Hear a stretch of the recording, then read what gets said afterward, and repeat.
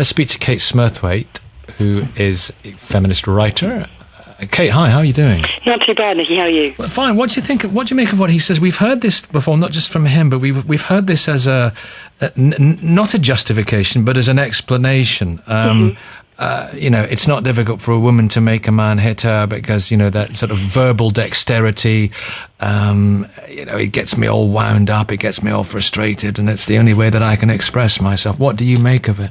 Well, I mean, obviously it's absolutely horrible what he said, and especially when he said, she wasn't beaten, she was just hit or whatever. And you don't understand. That's exactly the issue. That's exactly one of the problems around domestic violence is that women feel, well, I'm not a real battered wife because I didn't get punched. I got slapped. That's different sort of thing. And no, it's not. It's absolutely all the same thing.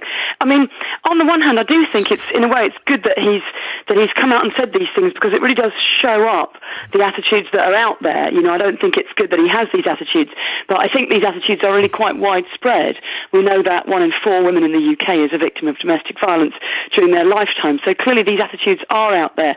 And I think there's something very honest about his point that what it is because she's a strong, opinionated woman. I'll give you the quote, actually, useful for people. Yeah. The problem with strong, intelligent women is that they can argue well.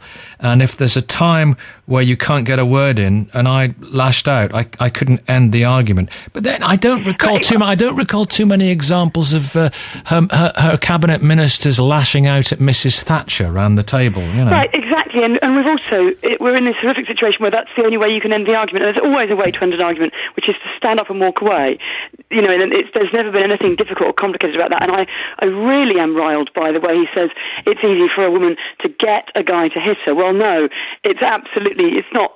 It's nothing that the woman has done. There are lots and lots of women out there who say all sorts of opinionated things and win arguments all the time, and who don't get met with violence when that happens. It seems what is being exposed, though, that I think is at least interesting, is this feeling that as a guy you have to win an argument, that there's this feeling that you have to have the last word, that you have to be in charge, and it's not exclusive. It's not exclusive to males, that feeling. Well, no, and indeed, nor is domestic violence exclusively something that men do to women. There are absolutely cases in which it happens the other way around, but I think... And men to men and women to women, Oh, absolutely. But I do think that domestic violence is a very specific problem. But, because it's such a widespread problem, it's absolutely the person you are most at risk of receiving violence from. Is there something about men which makes it more likely that men will do it? I think it's not so much something about men. I think I would hate to feel that there was something men were unable to control. I think it's something to do with the way that men are raised and the way that men are cultured in our society to feel like they've got to be top dog, to feel like it is all about this kind of competition, and to feel like they ought to be the inverted commas more powerful one in the relationship, that they can't lose an argument, that they can't say, well, you know what, I agree with you on this one, or I'll take your, we'll agree to differ and leave it. There's that feeling that they've got to retain the control. And I don't think that's instinctive. I don't think men are born like that. I think that that's something that our culture encourages men to feel like, and I think it's something we really should address. Well, let's bring in, we'll have John in Cumbria, Paul in Kettering. Good morning, gentlemen. Thanks for your calls this morning. Good morning. With people calling us with their experience of this, and you're very welcome to do so, and you, of course, do not have to come on with your real name. John McCririck, that is your real name. Hello, John. Not only a racing expert, but you've been booed off the set of Loose Women. You've had water thrown over you by Sharon Osbourne because of some of your views on women.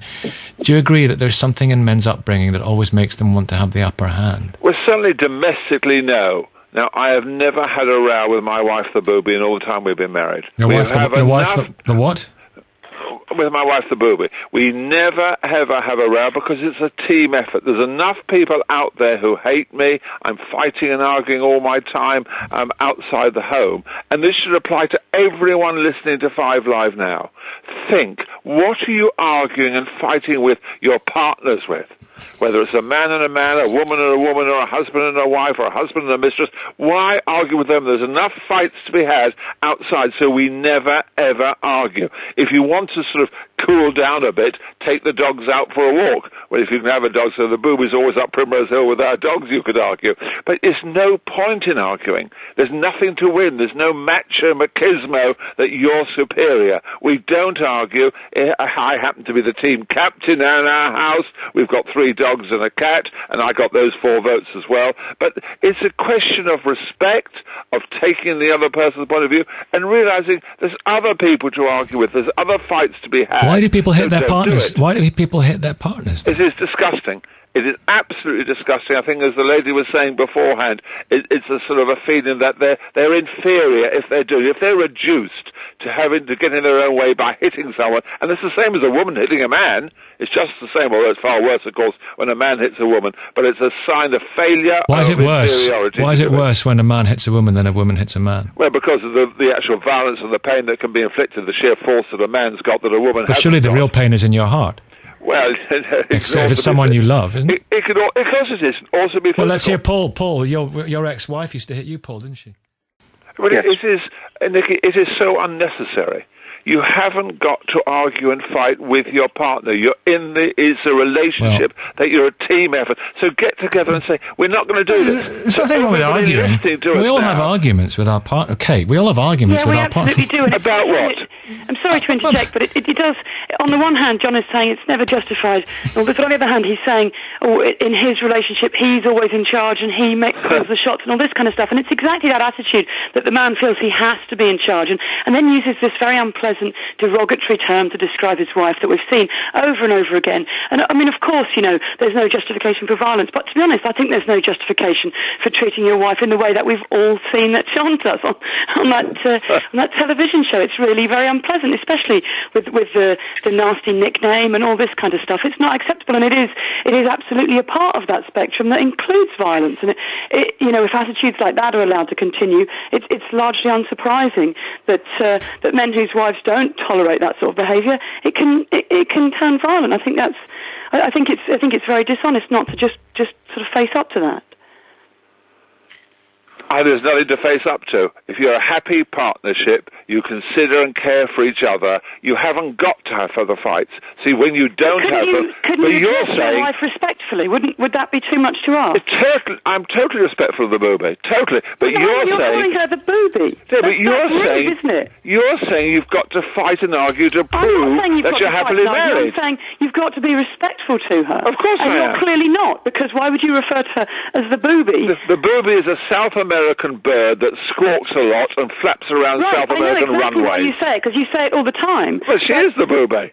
Well, no, but that's if you're not derogatory at all. She talks too much. You're suggesting that she's useless. It's a horrific way of addressing somebody. Well, she does squawk too much. It is absolutely true. So what's wrong with that? But you're suggesting that if you don't row, if you don't argue, if you don't have confrontations, you're not a happily married couple. That's what you're saying. You must have. Yes, you are. That might be what Nikki is saying, that there's some benefit to arguing. But I think to suggest that people in relationships shouldn't raise their differences and discuss them. Of course you discuss them. That's dangerous, isn't it? Of course you discuss. If there's a question, shall we go out to the cinema or the theatre, you have a row in your hands, whichever one you go to, because if the wife decides to go to the cinema and you don't enjoy the film, you say, we should have gone to the theatre. So when I started going out with the booby, shall we go dog racing or shall we go to the theatre? We went dog racing and that was it. And she was very, very happy. Well, yeah, she was very, very happy not getting what she wanted and being referred to by a derogatory name. I think that for the vast majority of women out there, the suggestion that that's a happy relationship would be a very distant and frightening. Listen, everyone argues and rows now and again, but this is something quite different that we're talking about. Yeah, but about what? Exactly. About I've put my socks on the floor again.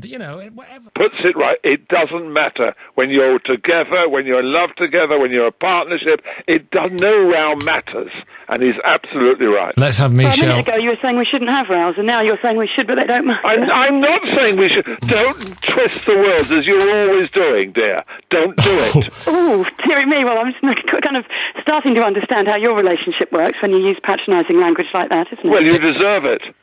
Oh, okay. So this is exactly this attitude of being disrespectful to women that we're talking about, and it's amazing that you would just come on air and be so unself-aware as to do it live on air. Yeah, but when you accuse me of saying something I've not said, what am I to say?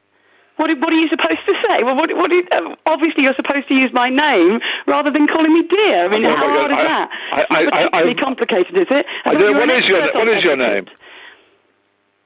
I haven't heard it. It's Kate. Let's have the wait. Producer at the top of the show. It's not that difficult. Let's have the travel news. We'll return. More calls coming in as well. 0500 909 693. We want to get to the heart of why people are violent towards their